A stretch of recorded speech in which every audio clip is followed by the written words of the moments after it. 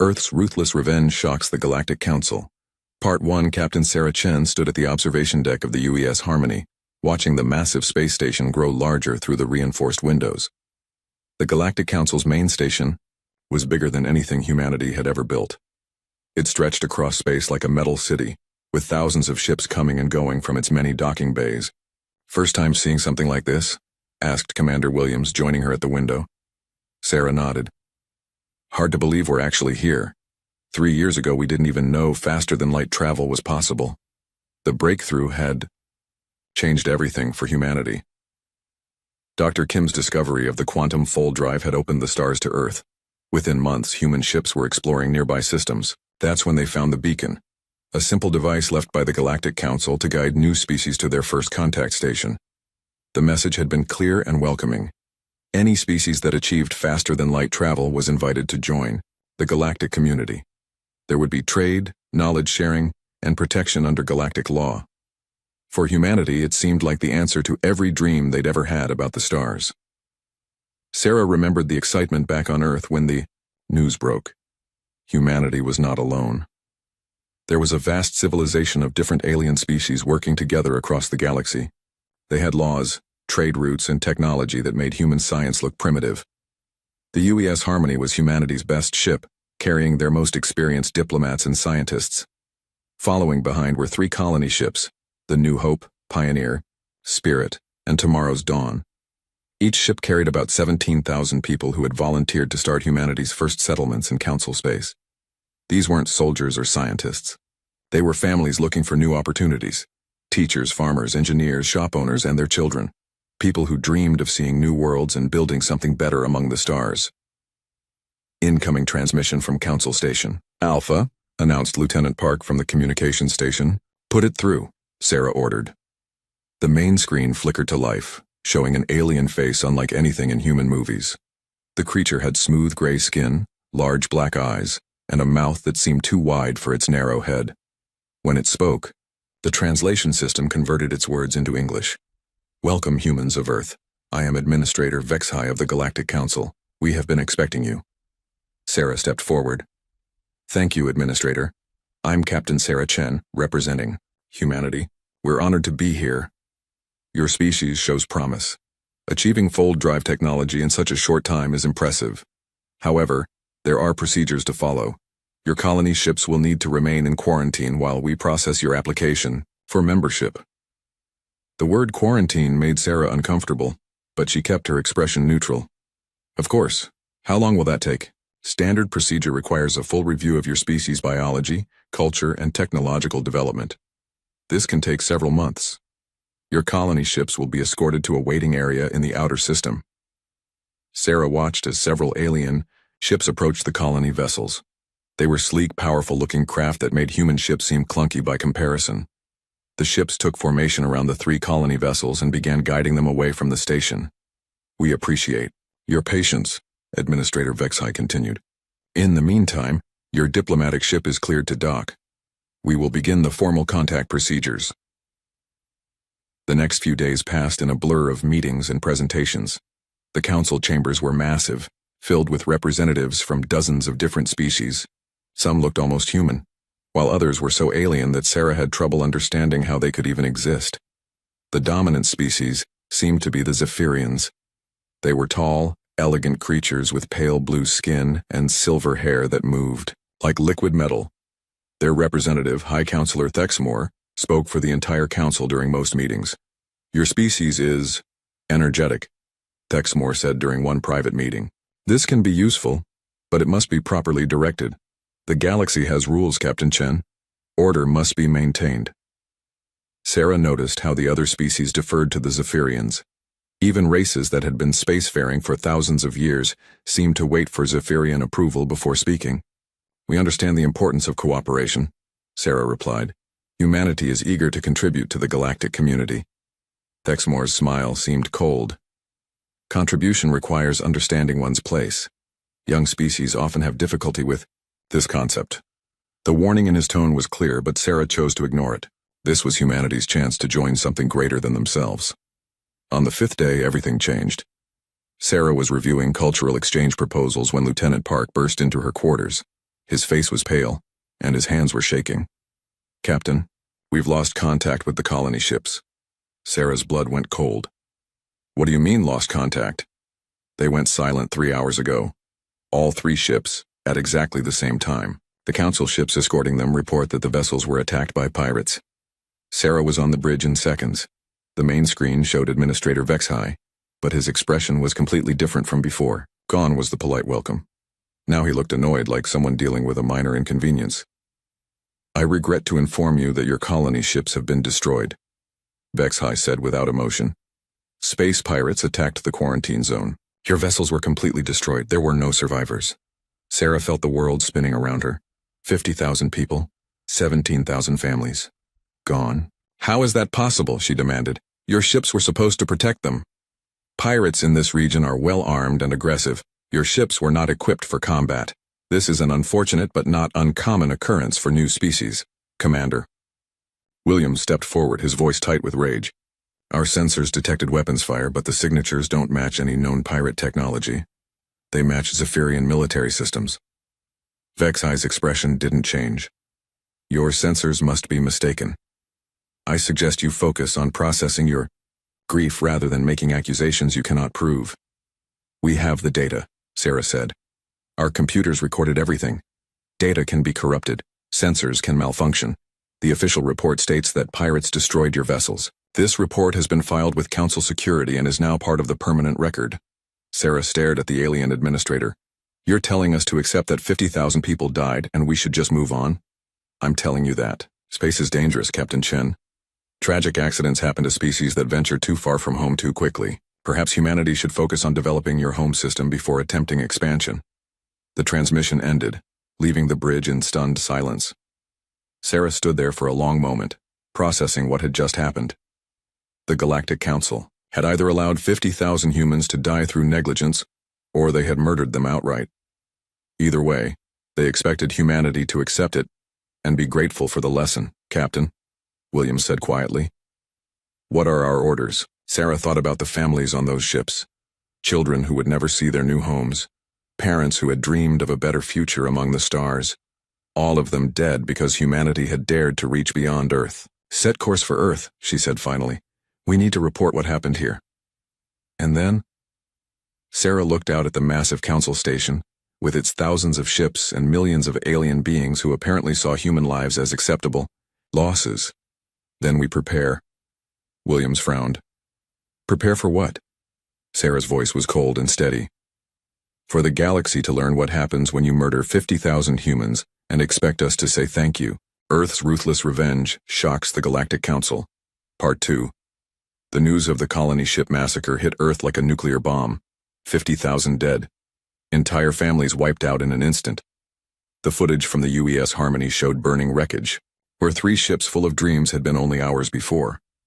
President Martinez stood before the United Earth Assembly, her face grim as she addressed the packed chambers. Representatives from every nation sat in stunned silence as she read the names of the lost ships. The New Hope, carrying families from North America and Europe. The Pioneer Spirit, with volunteers from Asia and Africa. The Tomorrow's Dawn, filled with young couples and their children from South America and Australia. All gone. The evidence was clear. The weapons signatures matched Zephyrian military technology perfectly. The timing was too precise for random pirates. The Council's dismissive response made their guilt obvious. But Captain Chen's recommendation was unexpected. "We must withdraw from galactic affairs immediately," Chen had reported. "We are not ready for this level of contact. We need time to develop our capabilities before we try again." Many expected Earth to demand justice or threaten retaliation. Instead, humanity seemed to retreat into itself. The space program was quietly reorganized. Contact with the Galactic Council stopped completely. Human ships pulled back to the Sol system and stayed there. High Counselor Thexmore was pleased when he read the reports. "The humans have learned their place," he told his advisors. "They understand that the galaxy belongs to their betters." The other council species relaxed as well. Humanity had been contained before they could become a problem. The lesson had been harsh but necessary. Young species needed to understand the natural order of things. What none of them realized was that Earth had not retreated in fear. Earth had gone to war. Admiral Rebecca Torres had been put in charge of something that officially didn't exist. The Sol Defense Initiative was buried so deep in military budgets that even most generals didn't know about it. On paper, it was a small research project studying asteroid mining techniques. In reality, it was the largest military buildup in human history. We need to think differently, Torres told her senior staff at their first meeting in an underground facility beneath the Rocky Mountains. Every species in the galaxy fights the same way. Big ships, energy weapons, honorable battles between fleets. They have rules about what weapons are acceptable and what tactics are civilized. General Morrison nodded. And that's exactly why we'll beat them. The first breakthrough came from an unexpected source. Dr. Lisa Park, a specialist in artificial intelligence, had been studying the wreckage data from the colony ships.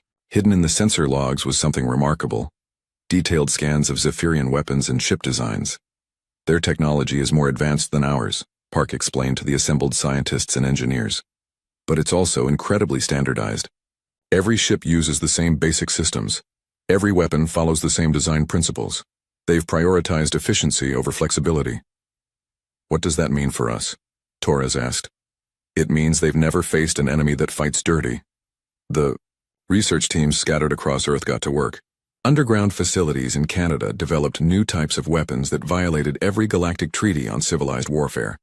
Hidden laboratories in the Australian outback created AI systems designed specifically to hack alien technology. Secret bases in Antarctica tested spacecraft that looked nothing like traditional designs. Humanity's approach to war had always been different from other species. Where aliens saw rules and honor, humans saw obstacles to be overcome. Where aliens built bigger guns, humans built smarter tactics. The AI project produced the first major breakthrough. Human computers had learned to think in ways that alien systems couldn't predict or counter. While alien ships relied on centralized control systems, human vessels would operate with distributed intelligence that could adapt and evolve during battle. The weapons research produced even more disturbing results. Planet-killer devices that could shatter entire worlds. Nanobiological weapons that could destroy ecosystems. Psychological warfare techniques that could drive entire species insane with fear. Some of this stuff is pretty dark, Dr. James Wright reported during a review session. Are we sure we want to go down this road? Admiral Torres looked at the photos on her wall, images of the families who had died on the colony ships. They murdered 50,000 civilians and expected us to thank them for it. Yes, Dr. Wright, we're going down this road. But the most important project was also the most secret. Operation Deep Strike put human agents throughout Zephyrian space. These weren't soldiers or spies in any traditional sense. They were ordinary people with extraordinary training, placed in positions where they could cause maximum damage when the time came. Sarah Kim became a maintenance worker on a Zephyrian mining station. Michael Rodriguez took a job as a computer technician on a council communication hub. Jennifer Walsh joined the crew of a Zephyrian transport vessel. Dozens of others found similar positions throughout enemy territory. Each agent had undergone years of preparation. They spoke alien languages perfectly, understood alien customs, and carried technology that was decades ahead of anything the Council had seen. Most importantly, they had been trained to think like humans while acting like perfect alien citizens. The biological modification project ensured they could survive in alien environments. Genetic therapy allowed them to breathe different atmospheres and digest alien food.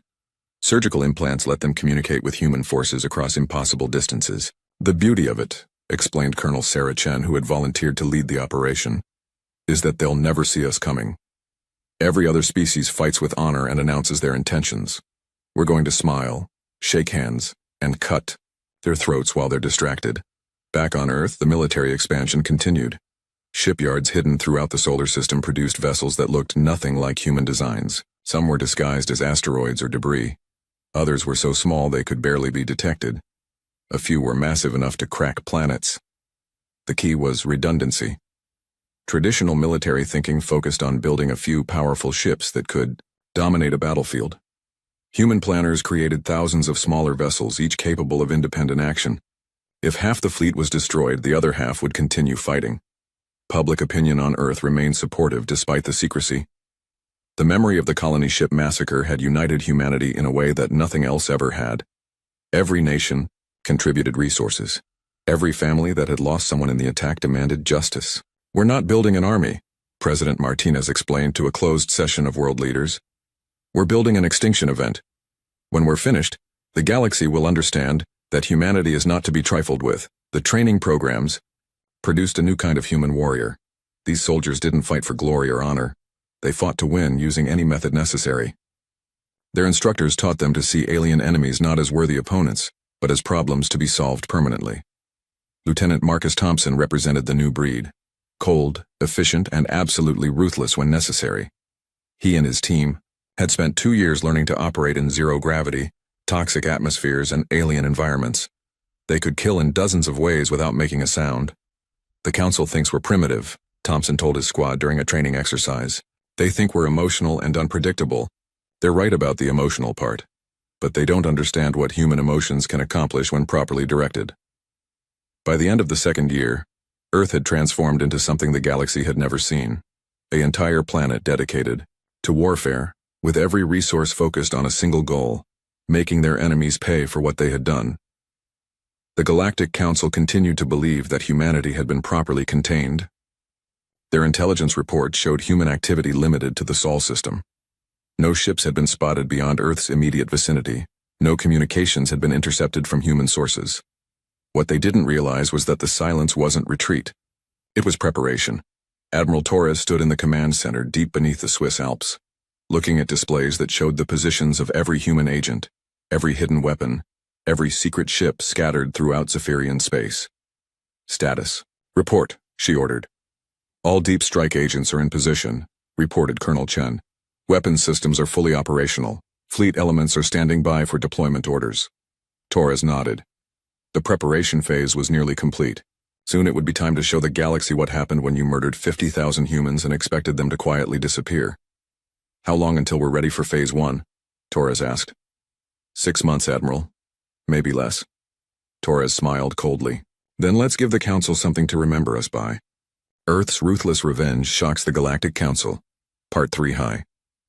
Admiral Kexthul of the Zephyrian Imperial Fleet was having the worst month of his career. 3 major communication relays had failed simultaneously, cutting off contact with the outer colonies. 2 supply convoys carrying critical military equipment had simply vanished without sending any distress signals. Most disturbing of all, the automated defense grid protecting the Zerion system had suffered a complete systems failure, leaving their largest military base completely defenseless. It doesn't make sense, complained Chief Engineer Veltar as she reviewed the latest reports in Kexthul's flagship. These systems are designed to be foolproof. Multiple redundancies, constant monitoring, automatic repairs. They don't just break down all at once. Kexthul studied the tactical displays showing the locations of each failure. There was no pattern that made military sense. The affected systems were scattered across Zephyrian space with no apparent connection between them. Could it be sabotage? Asked Commander Hexval, the ship's security chief. By whom? Kexthul replied. The only species with the technology to pull off something like this would be the Council races, and they have no reason to attack us. The primitive species wouldn't even know these systems exist. What none of them realized was that Sarah Kim was listening to their conversation from the maintenance shaft directly above the conference room. The human agent had been working on the flagship's environmental systems for 6 months, slowly earning the trust of the alien crew. Her surgical modifications made her look perfectly Zephyrian to casual observation. Her training allowed her to speak their language without accent and understand their customs perfectly. Most importantly, her hidden implants gave her access to communication networks that the Zephyrians didn't even know existed. Command. This is Deep Strike 7, she whispered into her concealed transmitter. Target Alpha is discussing the system failures. They still have no idea what's causing them. Copy 7, came the reply from Colonel Chen operating from a hidden facility in the asteroid belt. Continue monitoring. Phase 2 begins in 72 hours. All across Zephyrian space, similar conversations were taking place.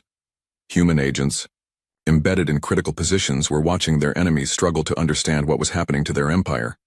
Michael Rodriguez was working as a technician at the main communication hub for the entire Zephyrian military network. Every day he performed routine maintenance that actually installed tiny pieces of human malware deep in their systems. The software was designed to wait for specific activation codes before beginning its work. Jennifer Walsh had been promoted to assistant cargo master on a major transport vessel. Her access to shipping schedules and cargo manifests allowed human forces to intercept the most valuable convoys while avoiding heavily defended ones. Dr. Alexander Petrov posed as a medical researcher on the Zephyrian homeworld itself. His work with alien biology provided intelligence on Zephyrian weaknesses, while his position gave him access to government facilities. Each agent operated independently, but their actions were coordinated by an AI system that the Zephyrians couldn't detect or understand. The artificial intelligence had been trained to think like a human military commander while processing information at superhuman speeds. The AI identified the most critical points in Zephyrian infrastructure and planned attacks that would cause maximum damage with minimum risk of detection. More importantly, it made everything look like system failures rather than deliberate sabotage. The beauty of this approach, explained Dr. Lisa Park to Admiral Torres during a secure briefing on Earth, is that they're destroying themselves trying to fix problems that don't actually exist. Every time they replace a failed component, our malware spreads deeper into their systems. The psychological impact was exactly what human planners had hoped for. The Zephyrians were beginning to doubt their own technology. Maintenance crews worked around the clock trying to prevent more failures. Military commanders started questioning their equipment reliability. But the system's failures were just the beginning. Phase 2 introduced human special forces to Zephyrian space. These weren't the traditional soldiers that aliens expected. They were small teams of specialists trained to cause maximum chaos with minimal resources. Lieutenant Marcus Thompson led one such team as they infiltrated a Zephyrian military research station. Their mission was simple: steal everything valuable and make it look like an inside job. "Remember," Thompson told his squad as they approached the station disguised as a maintenance crew, "we're not here to fight. We're here to disappear with their secrets and let them blame each other." The station's security systems had been compromised weeks earlier by human malware. Cameras showed empty corridors when human soldiers were actually moving through them. Motion sensors reported equipment malfunctions instead of detecting intruders. Within 6 hours, Thompson's team had copied the complete research database, planted evidence suggesting insider corruption, and vanished without triggering a single alarm. The Zephyrians wouldn't discover the theft for another week. Similar operations were taking place throughout the Empire. Research stations lost critical data. Military supplies disappeared from secure warehouses. Key personnel started having accidents or simply vanishing. The Zephyrians responded exactly as human psychologists had predicted. Instead of looking for external enemies, they began investigating their own people. Paranoia spread through the ranks as commanders started suspecting subordinates of treason. High Counselor Thexmore called an emergency session of the Council leadership to address the growing crisis. Representatives from across the galaxy gathered to discuss the mysterious problems affecting the Zephyrian Empire. "The pattern suggests coordinated sabotage," Thexmore admitted reluctantly. "But we cannot identify the source. Our security forces have investigated hundreds of personnel without finding evidence of conspiracy." Administrator Vexhai, who had handled humanity's first contact, shifted uncomfortably in his seat. Could this be connected to the human situation from 2 years ago? "Impossible," Thexmore replied dismissively. "Human technology is centuries behind ours. Their ships haven't been detected outside their home system since the colony incident. They lack the capability for operations of this scope." What the Council didn't know was that human ships had been operating in their space for over a year. The vessels were designed to be invisible to alien sensors, appearing as nothing more than space debris or asteroids when detected at all. Captain Maria Santos commanded one such ship, a stealth vessel disguised as a broken mining platform. Her crew of 12 specialists had been conducting surveillance operations deep in Council territory for 8 months. "Council forces are increasing patrol frequency," reported her intelligence officer. "They're getting nervous about the system failures." "Good," Santos replied. "Nervous enemies make mistakes. Continue monitoring their communications. Command wants to know their response patterns before we move to Phase 3. The hidden human fleet consisted of hundreds of similar vessels, each designed for specific mission types. Some carried sophisticated electronics warfare equipment that could shut down entire planetary defense networks. Others were armed with weapons that could destroy capital ships without being detected. The most dangerous ships carried planet-killer devices, weapons so powerful they could crack a world's crust and render it uninhabitable. These were held in reserve for the final phase of the operation. As the Zephyrian Empire continued to deteriorate, other Council species began to take notice. The mighty empire that had dominated galactic politics for millennia was showing signs of serious weakness. The Corvan Republic quietly began moving military assets towards Zephyrian border systems. The Talshan Confederacy started having communication difficulties with their Zephyrian trade partners. Even species that had been loyal clients for centuries began questioning Zephyrian leadership. "The Empire is collapsing from within," observed Senator Rixtar of the Corvan Republic during a private meeting with his military advisors. "Perhaps it's time to consider new arrangements for galactic governance." This was exactly what human strategists had hoped for. The Zephyrians weren't just losing equipment and personnel, they were losing the respect and fear that had maintained their dominance over other species. Back on Earth, Admiral Torres reviewed the latest intelligence reports with satisfaction. The silent war was proceeding ahead of schedule. Enemy morale was dropping, their infrastructure was failing, and their allies were beginning to abandon them. "Phase 3 status report," she requested from Colonel Chen. "All primary targets have been identified and compromised. Special forces. Teams are in position for simultaneous strikes. Deep strike agents report that Zephyrian command structure is showing signs of serious strain." Torres nodded. "And their investigation into the failures?" "They're still looking for internal saboteurs. Latest intercepts suggest they're planning mass arrests of their own personnel within the next few weeks." "Perfect. Let them tear themselves apart from the inside while we prepare the final phase." Torres looked at the memorial wall showing photos of the 50,000 civilians who had died in the colony ship massacre. Earth's ruthless revenge shocks the Galactic Council. Part 4 High Counselor Thexmore stared at the emergency session chambers with growing dread. Half the seats were empty. The Corvan Republic had recalled their ambassador. The Talshan Confederacy claimed their representative was unavailable. Even the loyal Hectari Union had sent only a junior diplomat instead of their usual senior counselor.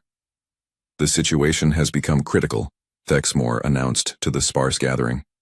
"Our intelligence services have confirmed that we are under attack by an unknown enemy.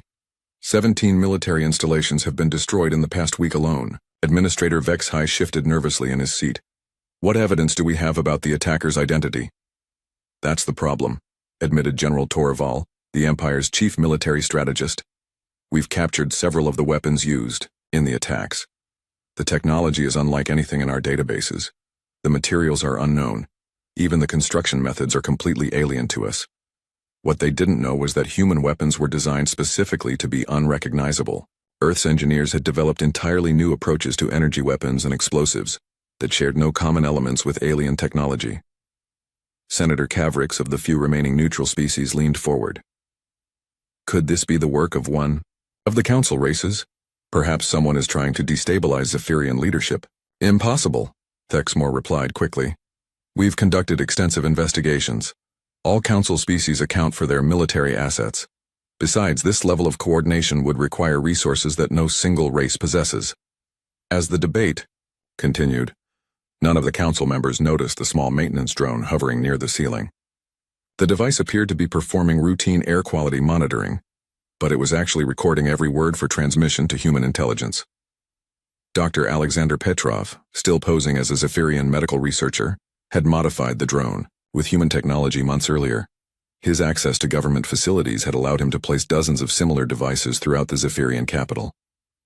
"Command, this is Deep Strike 4, Petrov whispered into his concealed transmitter, while pretending to study biological samples in his laboratory. "Council session confirms they still have no idea who's attacking them.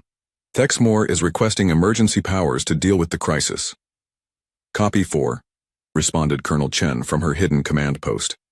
"Phase 4 is authorized. Begin data transmission." This was the moment that humanity had been preparing for. Every deep strike agent began broadcasting simultaneously, flooding galactic communication networks with information that the Council had kept secret for centuries.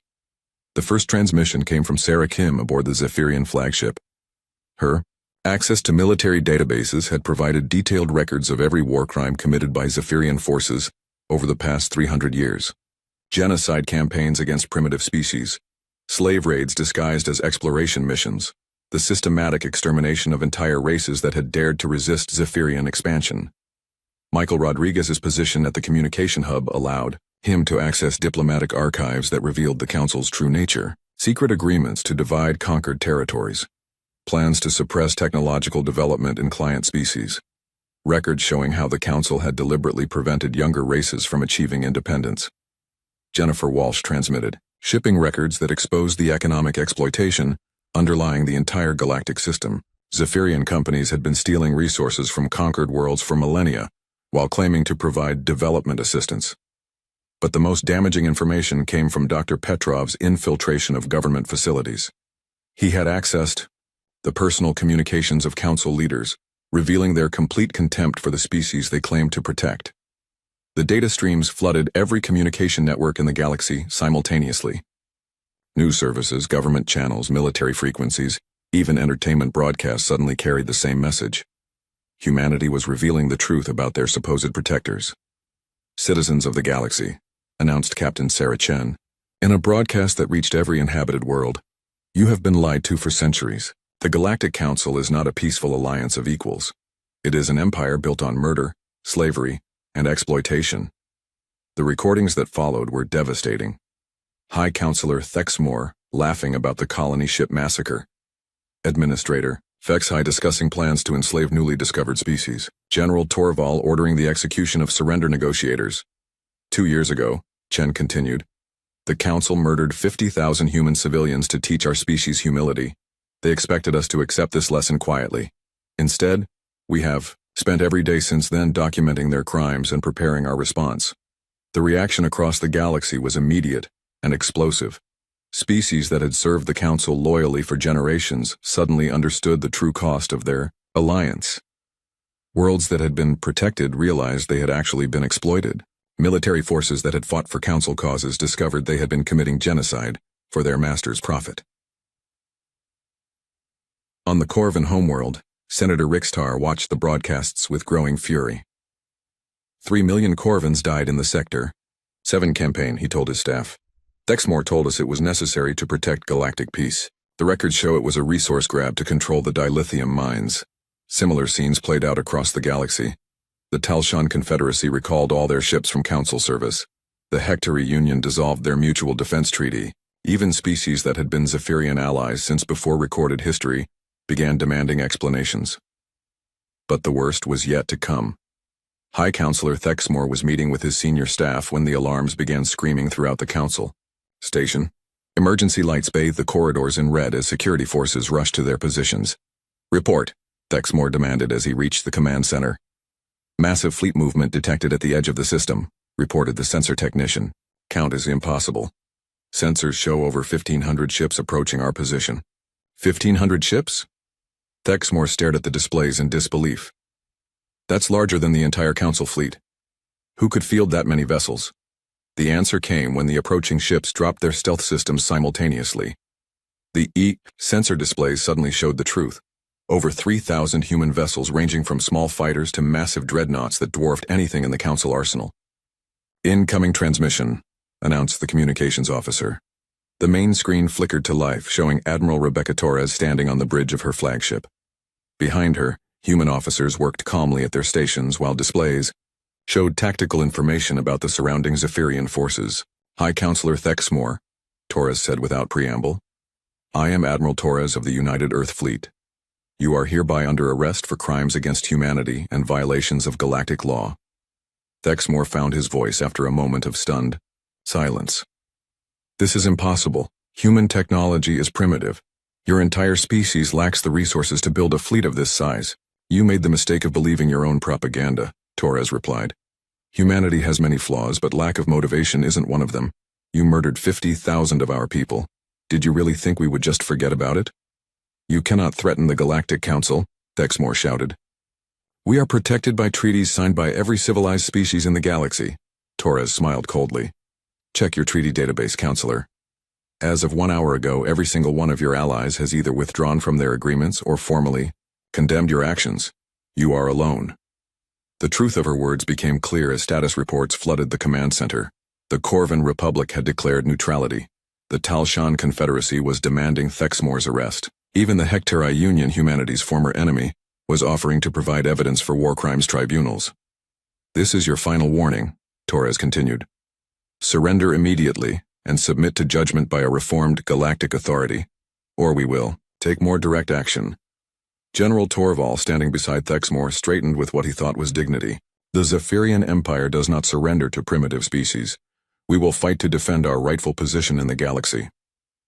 "That's unfortunate," Torres replied, "but not unexpected." The transmission ended, leaving the Council Command Center Intense silence. Outside, the massive human fleet waited motionless, weapons powered but not yet firing. Battle stations, Thexmore ordered. All ships, prepare to engage the human fleet. We'll show these primitives the price of challenging. They're betters. What happened next would be remembered as the shortest fleet battle in galactic history. The Zephyrian forces opened fire first, their energy weapons blazing across space toward the human ships. The weapons never reached their targets. Human defensive systems that had been hidden throughout the system suddenly activated, creating energy fields that absorbed every shot. At the same time, human weapons responded with devastating precision. The Zephyrian flagship's shields collapsed under the first volley. The ship's weapons systems shut down as human malware spread through their computers. Earth's ruthless revenge shocks the Galactic Council. Part 5. The Zephyrian homeworld had never seen anything like it. Massive human dreadnoughts hung in orbit like metal moons, their weapons trained on the planet's surface. Smaller ships moved, with precision through the atmosphere, landing at every major city and military installation simultaneously. High Counselor Thexmore watched from his palace as human troops marched through the capital streets. They moved with mechanical efficiency, showing no emotion as crowds of Zephyrians stared in shock. These weren't the savage primitives that Council propaganda had described. They were disciplined professionals carrying out a carefully planned operation. "Sir," reported his aide, "the humans are demanding your immediate surrender. They've given us 1 hour to comply before they begin Phase 5. "Phase 5? Thexmore asked weakly. "They won't explain what it means, sir. They just said we wouldn't like it." Admiral Torres had established her command center in the council chambers themselves, a symbolic gesture that wasn't lost on anyone. The great hall where Zephyrians had ruled the galaxy for millennia was now filled with human officers and their alien equipment. "Status report," Torres requested from her staff. "All major Zephyrian military assets are under our control," reported Colonel Chen. "Their homeworld's planetary defense grid has been disabled. Fleet command has surrendered completely." "Resistance?" "Minimal. A few small groups tried to organize guerrilla operations, but our intelligence networks identified and neutralized them before they could act." Torres nodded with satisfaction. The deep strike agents had provided detailed information about every potential resistance leader, every weapons cache, every possible hiding place. The Zephyrians had been so completely infiltrated that organized resistance was impossible. And the other council species? "The Corvan Republic has formally requested alliance negotiations.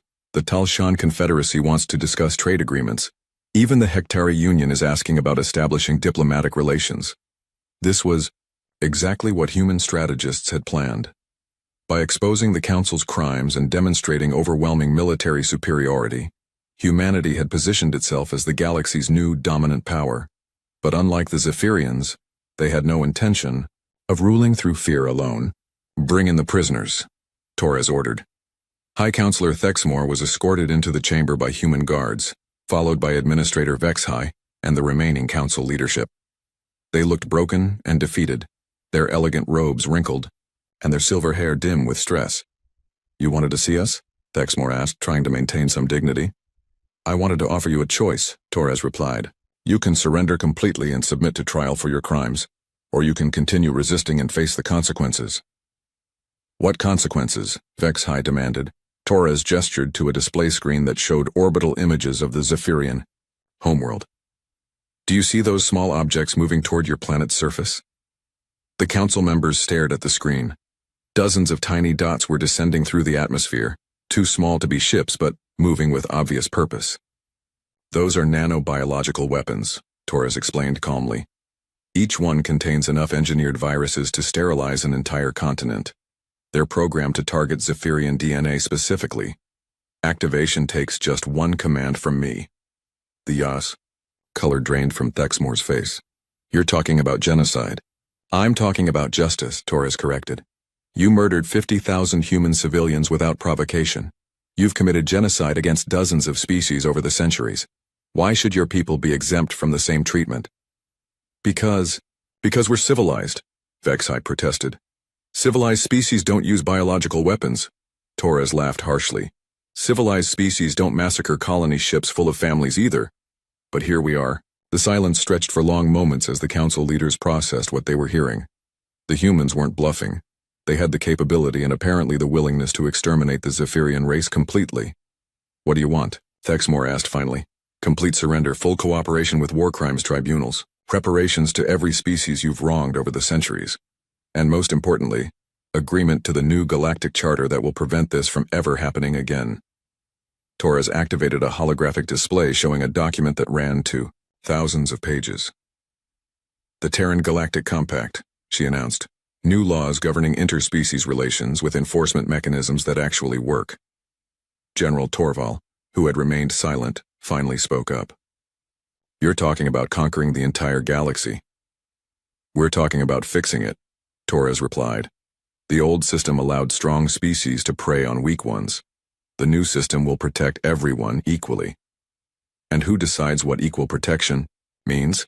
Thexmore asked. You? Initially, yes. Humanity will serve as the galaxy's peacekeeping force until proper institutions can be established. We estimate it will take about 50 years to complete the transition, 50 years of human rule. The council members exchanged glances, understanding the full scope of what was being proposed. Humanity wasn't just demanding surrender. They were claiming the right to remake galactic civilization according to their own principles. You can't possibly have the resources to police the entire galaxy, Vexhi protested. Torres smiled coldly. Can't we? Colonel Chen, show them the fleet status report. The display changed to show strategic positions throughout the galaxy. Human ships were stationed at every major trade route, every important system, every possible point of resistance. The scope of the operation was staggering. We've been preparing for this for 2 years, Torres explained. While you thought we were cowering in our home system, we were building the largest military force in galactic history. Every ship, every weapon, every soldier has been designed specifically for this purpose. How many ships? Thexmore asked. Weekly. Enough, Torres replied. The exact number is classified, but I can tell you that we could lose 90% of our forces and still have enough left to maintain control over council space. The implications were terrifying. Humanity had built not just a fleet, but an entire war machine capable of fighting every other species in the galaxy simultaneously. The choice is simple, Torres continued. Accept the new order and help us build something better, or resist and face extinction. We're prepared for either outcome. Thexmore looked around the chamber that had once been the center of galactic power. Human officers worked calmly at their stations, monitoring displays that showed complete control over Zephyrian territory. There was no desperation, no uncertainty. These people had planned for every contingency. If we surrender, he said finally, what happens to our people? They become citizens of the new galactic community, Torres replied, with the same rights and protections as every other species. The only difference is that war criminals will face justice. And if we resist? Torres glanced at the countdown timer showing how much time remained before the biological weapons reached their targets. Then your species joins the history books, alongside all the others you've exterminated over the centuries. The Zephyrian leader closed his eyes, thinking about the billions of his people on the planet below. They didn't deserve to die for the crimes of their leaders, but surrender meant the end of everything his species had built over millennia of expansion. Thexmore began, then stopped. The weight of the decision was crushing. Torres waited, patiently. She knew the psychological pressure would force a decision soon. Either way, humanity was prepared. Finally, Thexmore opened his eyes and met Torres's gaze. The Zephyrian Empire formally surrenders to human forces. We accept the terms of the Terran Galactic Compact and submit to the authority of Earth's government. Torres nodded and sent the abort signal to the biological weapons. The deadly devices changed course and returned to their carrier ships. Their threat neutralized for now. A wise choice, Torres said. Your cooperation will be remembered when the reconstruction begins. Within hours, news of the Zephyrian surrender spread throughout the galaxy. Species that had lived in fear for centuries suddenly found themselves free from council oppression. The reaction was immediate and overwhelming. On Corva, Senator Rixtar addressed his people with tears of joy. After 300 years of servitude, we are finally free to determine our own destiny. The Talshan Confederacy declared a week of celebration. The Hectory Union began planning cultural festivals to share their suppressed heritage with the galaxy, but not everyone was celebrating. On dozens of worlds, council loyalists and military hardliners prepared for guerrilla warfare against the human occupiers. They would learn, as the Zephyrians had, that humanity was very thorough in its preparations. Admiral Torres stood on the observation deck of her flagship, looking down at the Zephyrian homeworld. The planet looked peaceful from orbit with no sign of the massive changes taking place on its surface. "Regrets, Admiral?" asked Colonel Chen, joining her at the viewing port. "None," Torres replied firmly. "They made their choice when they murdered 50,000 innocent people. Now they get to live with the consequences." "And the galaxy?" Torres thought about the reports flooding in from human forces throughout Council space. Millions of beings who had lived as slaves were tasting freedom for the first time.